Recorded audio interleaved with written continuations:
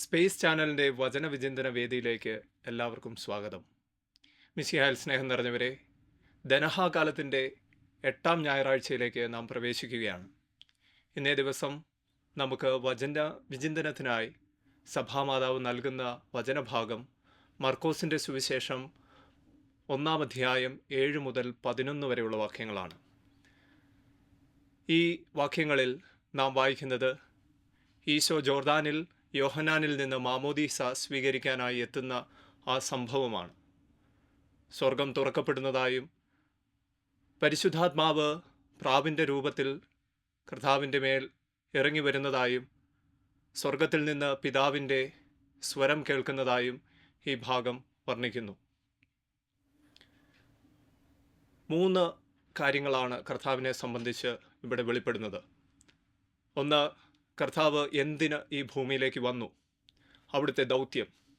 അവിടുത്തെ ദൗത്യത്തെക്കുറിച്ചുള്ള ഏറ്റവും മഹനീയവും ഉദാർത്ഥവും സംക്ഷിപ്തവുമായ ഒരു പതിപ്പ്, ഒരു പകർച്ച ഇവിടെ വചനത്തിൽ നിന്ന് നമുക്ക് ലഭിക്കുകയാണ്. രണ്ടാമതായിട്ട് ത്രിത്വത്തിൻ്റെ തന്നെ വെളിപ്പെടുത്തലാണ് നാം ഈ വചനഭാഗത്ത് കാണുന്നത്. സ്വർഗം തുറക്കപ്പെടുന്നു, പിതാവിൻ്റെ സ്വരം, പരിശുദ്ധാത്മാവ് പ്രാവിൻ്റെ രൂപത്തിൽ പുത്രനിലേക്ക് ഇറങ്ങി വസിക്കുന്നു. മൂന്നാമതായിട്ട് നാം കാണുന്നത് കർത്താവിൻ്റെ യഥാർത്ഥമായ ഐഡൻറ്റിറ്റിയെക്കുറിച്ചാണ്. അവിടുന്ന് പിതാവിൻ്റെ ഏകപുത്രനാണ്. ആ പുത്രത്വത്തിൻ്റെ വലിയൊരു ഐഡൻറ്റിറ്റിയെ ഈ ലോകത്തിന് വെളിപ്പെടുത്തുന്ന ഒരു സമയമാണ്. വലിയ വെളിപാടിൻ്റെ ഒരു സന്ദേശം. നമ്മുടെ ജീവിതങ്ങളെയും ഈ വെളിപാടിനോടും കർത്താവിൻ്റെ ദൗത്യത്തോടും പരിശുദ്ധ ത്രിത്വത്തിൻ്റെ ആ യോജിപ്പോടും ചേർത്ത് വയ്ക്കാനുള്ള ഒരു ക്ഷണമാണ് ഇന്ന് നാം വചനത്തിലൂടെ നമുക്ക് ലഭിക്കുന്നത്. ഒന്നാമതായിട്ട് കർത്താവിൻ്റെ ദൗത്യം നാം കാണുന്നുണ്ട്. മർക്കോസിൻ്റെ സുവിശേഷം ആരംഭിക്കുന്നത് മറ്റെല്ലാ സുവിശേഷകന്മാരിൽ നിന്നും വ്യത്യസ്തമായൊരു ശൈലിയിലാണ്. കർത്താവിൻ്റെ ദൗത്യം ആരംഭിക്കുന്നതും ഉൽപ്പത്തി പുസ്തകത്തിലെ ആരംഭവും തമ്മിൽ വളരെ സമാനമായ ഒരു പശ്ചാത്തലം നാം കണ്ടുമുട്ടുന്നുണ്ട്. കർത്താവ് ഭൂമിയെ സൃഷ്ടിച്ച് നവീകരിച്ച് വിശുദ്ധീകരിക്കുന്നതിൻ്റെ ഒരു ഭാഗം നാം ഉൽപ്പത്തിയിൽ വായിക്കുന്നതിന് സമാനമായി തന്നെ ഇന്നത്തെ സുവിശേഷത്തിലും നാം കാണുന്നുണ്ട്. അന്ന് ജലോപരിതലത്തിൽ ചലിച്ചിരുന്ന പരിശുദ്ധാത്മാവിന് സമാനമായി ഇതാ ഇവിടെ പ്രാവിൻ്റെ രൂപത്തിൽ ജലത്തിൻ്റെ ഉപരിതലത്തിൽ ചലിക്കുന്ന പരിശുദ്ധാത്മ സാന്നിധ്യം. ഈ സാന്നിധ്യം തന്നെ നോഹയുടെ കാലത്തുണ്ടായ പ്രളയത്തിൽ നോഹ അയക്കുന്ന ആ പ്രാവിൻ്റെ സാന്നിധ്യമായി നമുക്ക് കാണാൻ സാധിക്കും. അതിൻ്റെ നിഴല് ഈ സുവിശേഷത്തിലും നമുക്ക് കാണാൻ സാധിക്കുന്നുണ്ട്. കർത്താവിലൂടെ സംജാതമാകുന്ന പുതിയ സൃഷ്ടിയെക്കുറിച്ചുള്ള ഒരു മനോഹരമായ വെളിപ്പെടുത്തൽ നമ്മുടെയൊക്കെ ജീവിതത്തിലേക്ക് ഈ ഒരു അനുഭവത്തെ തിരിച്ചുവിടുവാനുള്ള ഒരു ആഹ്വാനം ഇന്ന് സുവിശേഷം നമുക്ക് നൽകുകയാണ്. ക്രിസ്തുവിലായിരിക്കുന്നവൻ പുതിയ സൃഷ്ടിയാണ്, പഴയത് കടന്നുപോയി എന്ന തിരുവചനം നമ്മെ ഓർമ്മപ്പെടുത്തുന്നുണ്ട്. നമ്മുടെയൊക്കെ ജീവിതത്തെ നവീകരിക്കാൻ ശക്തിയുള്ള കർത്താവിൻ്റെ സാന്നിധ്യത്തിനു വേണ്ടി നമുക്കും ആത്മാർത്ഥമായി കർത്താവിനോട് യാചിക്കാം.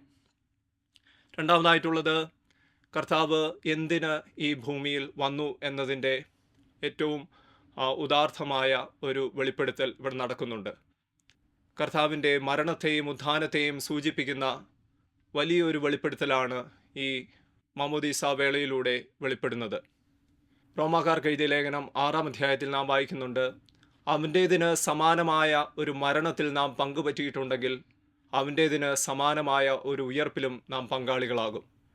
കർത്താവിൻ്റെ മരണത്തോടും ഉയർപ്പിനോടും ഉള്ള താതാത്മ്യപ്പെടലാണ് നാമും മാമോദീസായിലൂടെ നമ്മുടെ ജീവിതത്തിൽ സ്വീകരിച്ചിരിക്കുന്നത്. എഫേസുസുകാർക്ക് എഴുതിയ ലേഖനം 2-ാം അധ്യായം 20-ാം വാക്യത്തിൽ നാം വായിക്കുന്നുണ്ട്, നാം അവിടുത്തെ കരവേലയാണ്, നാം ചെയ്യണമെന്ന് മുൻകൂട്ടി നിശ്ചയിച്ച സത്പ്രവൃത്തികൾക്കായി യേശു ക്രിസ്തുവിൽ സൃഷ്ടിക്കപ്പെട്ടവരാണ് നാം. ഈ ഒരു തിരിച്ചറിവാണ് മാമോദീസ സ്വീകരിച്ച നമ്മെ സംബന്ധിച്ചും ഈ ഒരു വചനഭാഗത്തിൽ നിന്നും നമ്മളും സ്വീകരിക്കേണ്ടത്. നാം ദൈവത്തിൻ്റെ കരവേലയാണ്, നാം ചെയ്യണമെന്ന് മുൻകൂട്ടി നിശ്ചയിച്ച സത്പ്രവർത്തികൾക്കായി യേശു ക്രിസ്തുവിൽ സൃഷ്ടിക്കപ്പെട്ടവരാണ് നാം. മറ്റൊന്ന്, ഈ വചനഭാഗത്തിൽ നിന്ന് നമുക്ക് സ്വീകരിക്കാവുന്ന ഏറ്റവും മനോഹരമായ ഒരു യാഥാർത്ഥ്യം, ഇവൻ എൻ്റെ പ്രിയപുത്രനാണ് എന്ന പിതാവിൻ്റെ ആ വലിയ വെളിപ്പെടുത്തലാണ്. ഇന്ന് നമ്മെ നോക്കിയും ഇതേ വചനം ഓരോ മാമോദീസ വേളയിലും തൻ്റെ ദൈവമക്കളോട് ദൈവപിതാവ് പറയാൻ ആഗ്രഹിക്കുന്ന കാര്യവും ഇതുതന്നെയാണ്. നീ എനിക്ക് ബഹുമാന്യനാണ്, നീ എനിക്ക് ബഹുമാനിയാണ്. യോഹന്നാൻ്റെ 1-ാം ലേഖനം 3-ാം അധ്യായം 1-ാം വാക്യത്തിൽ നാം വായിക്കുന്നുണ്ട്, കണ്ടാലും എത്ര വലിയ സ്നേഹമാണ് അവിടുന്ന് നമ്മോട് കാണിച്ചിരിക്കുന്നത്. ദൈവമക്കളെന്ന് നാം വിളിക്കപ്പെടുന്നു, നാം അങ്ങനെയാണ് താനും. നമ്മുടെയൊക്കെ ഐഡൻറ്റിറ്റി എന്നുള്ളത് നാം ദൈവത്തിൻ്റെ ഏറ്റവും വാത്സല്യ ഭാജനങ്ങളായ മക്കളാണ് എന്നുള്ളതാണ്.